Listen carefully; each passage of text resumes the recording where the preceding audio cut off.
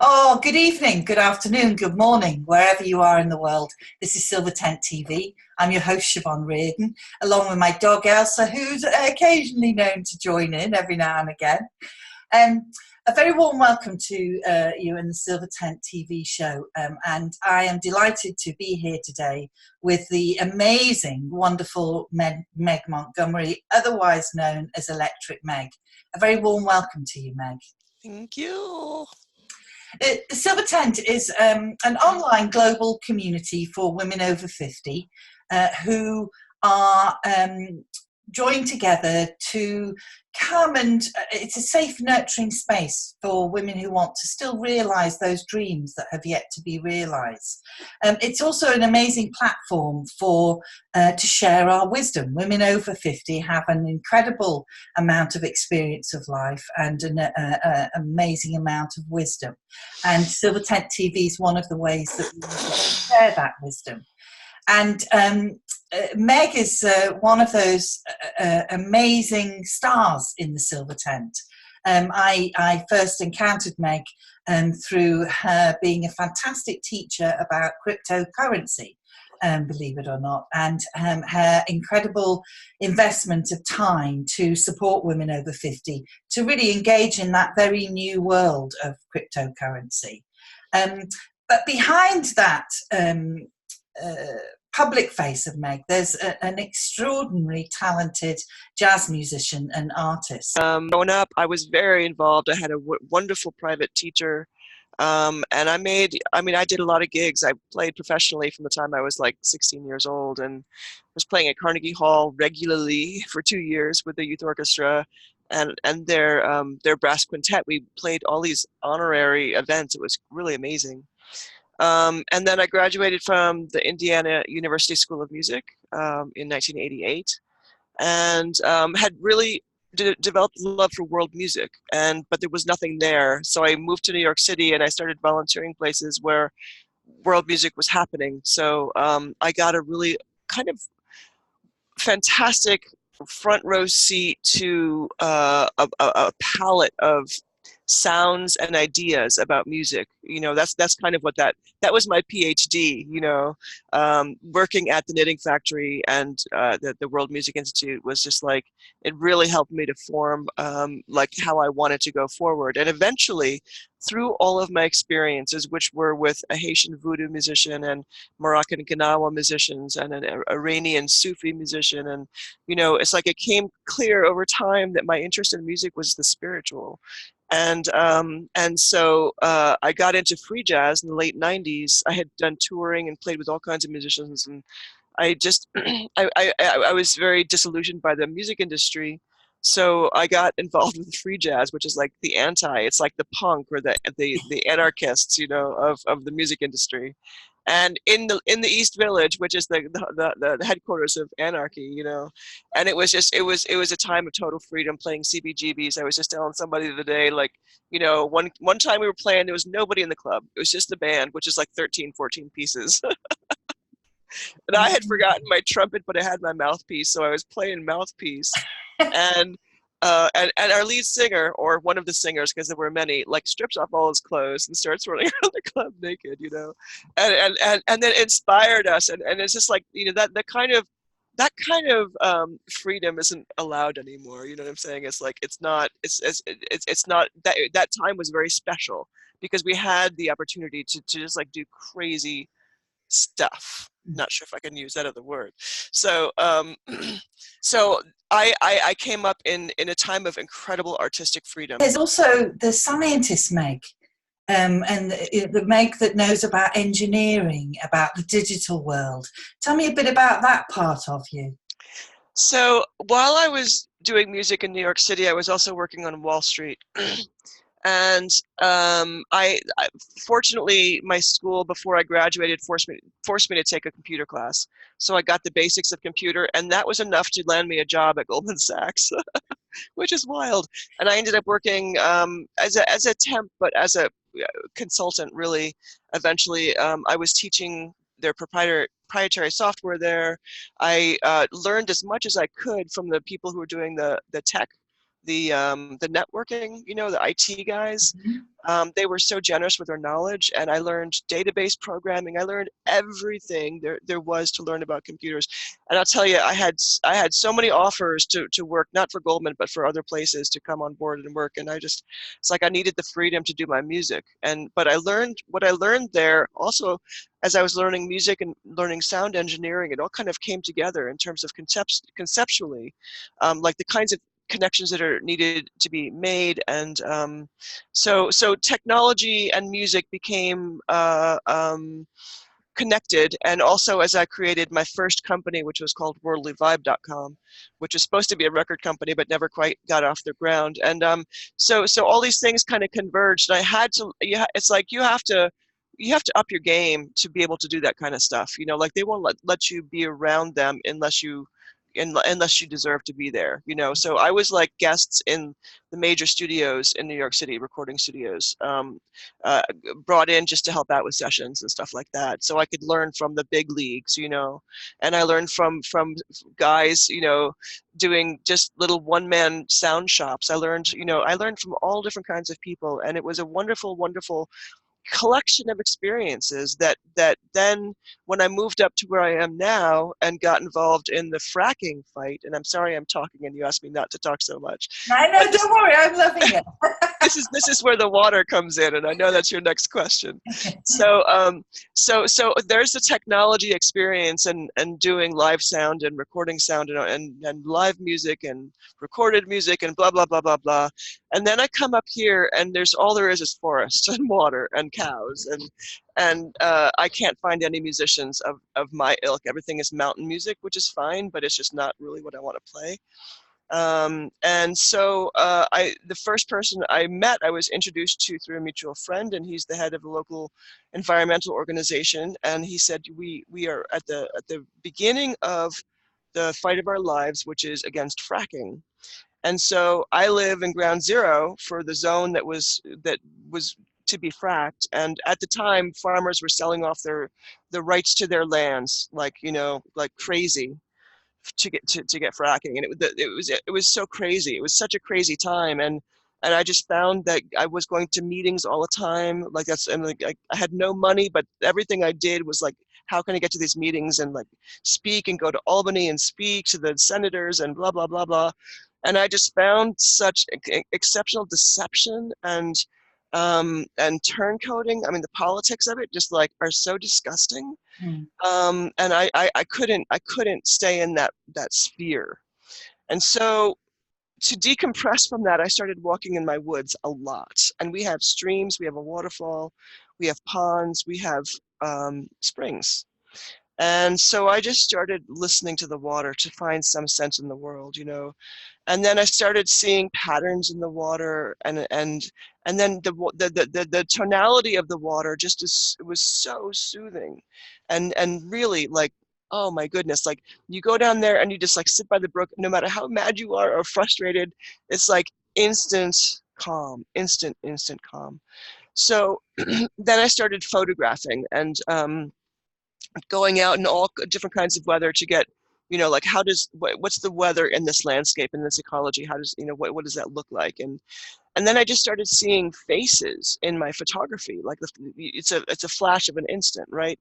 So whether it's a cloud or a water rushing down a brook or snowflakes or whatever, it's like you capture an instant right there, and it's amazing what you capture in those instants. And likewise with video, when you take video of something and you either slow it down or you speed it up, it's like, wow, you get a whole different meaning when you see it in a different, just a little bit of a different perspective, you know. So part of what I'm doing with the show is to bring that perspective to life. Okay, before we talk about steam, because there's a third element that I want to bring in here now, and you've touched on it with walking on the land and being with the water, is that kind of spiritual and that quantum, the world of the quantum. That yeah, and you run a course, don't you, every year about the quantum world. Thank you so much. Yeah, a bit about that. So absolutely spot on. Yes. So being amidst these beautiful, we have these hemlock trees where I live, which they're poisonous to other trees, but what they do is they protect the waterways.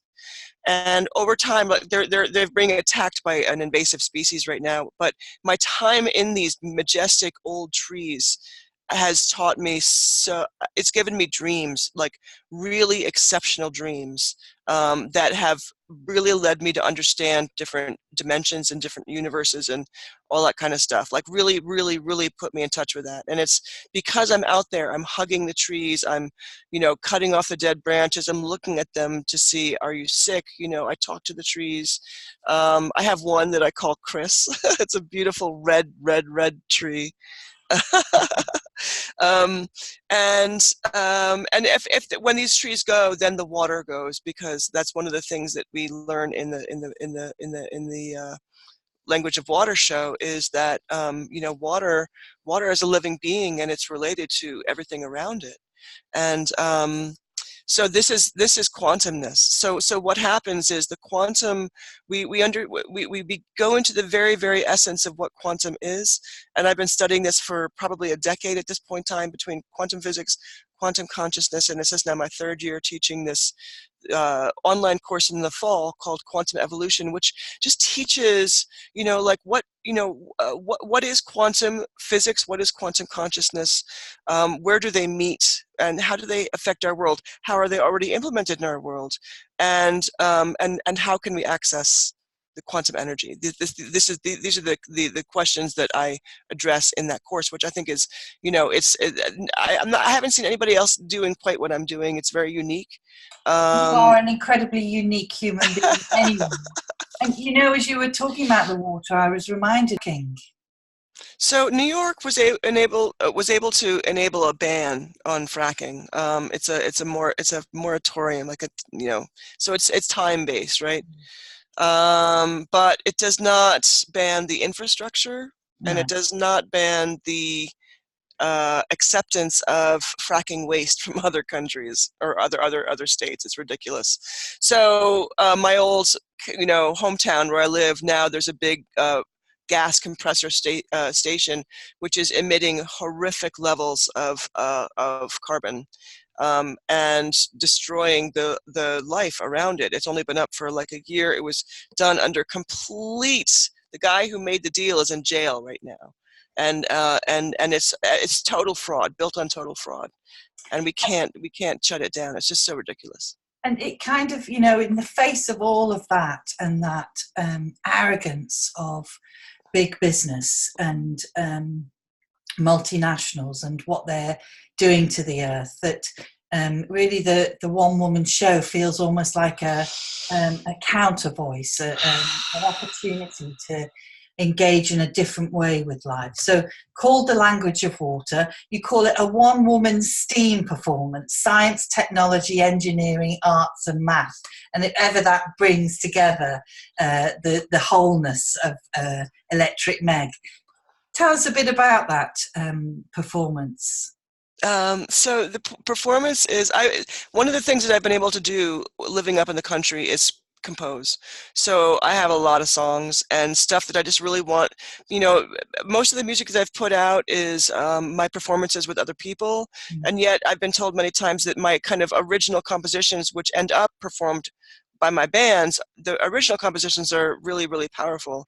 So I'm using, for the first time, really my music, my initial compositions, and then I perform over it, vocally, with trumpet, with percussion, and then I'm also doing some movement as well. And then there is, behind me, there's a video. There's a 45-minute video, which is a combination of my videos of water, my graphic design around water, and my photography as well.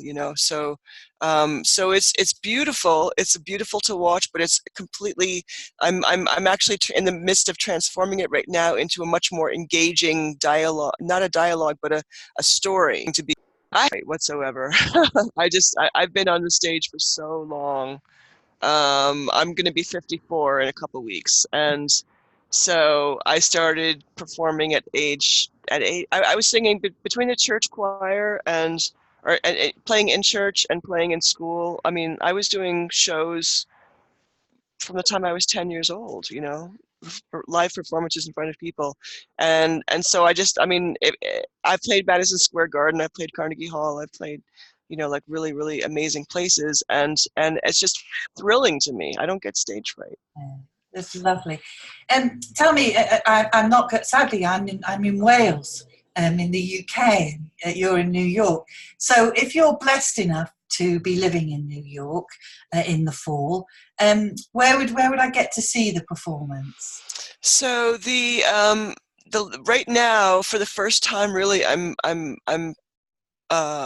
concentrating on my local community, and I've made really beautiful connections with the art galleries. So these first two, the first one last year was at my town's art gallery, and these two are like very, very close by art galleries as well, who have seen it and just like are doing such terrific work and creating the cooperative artist guild kind of vibe. I love being a part of that.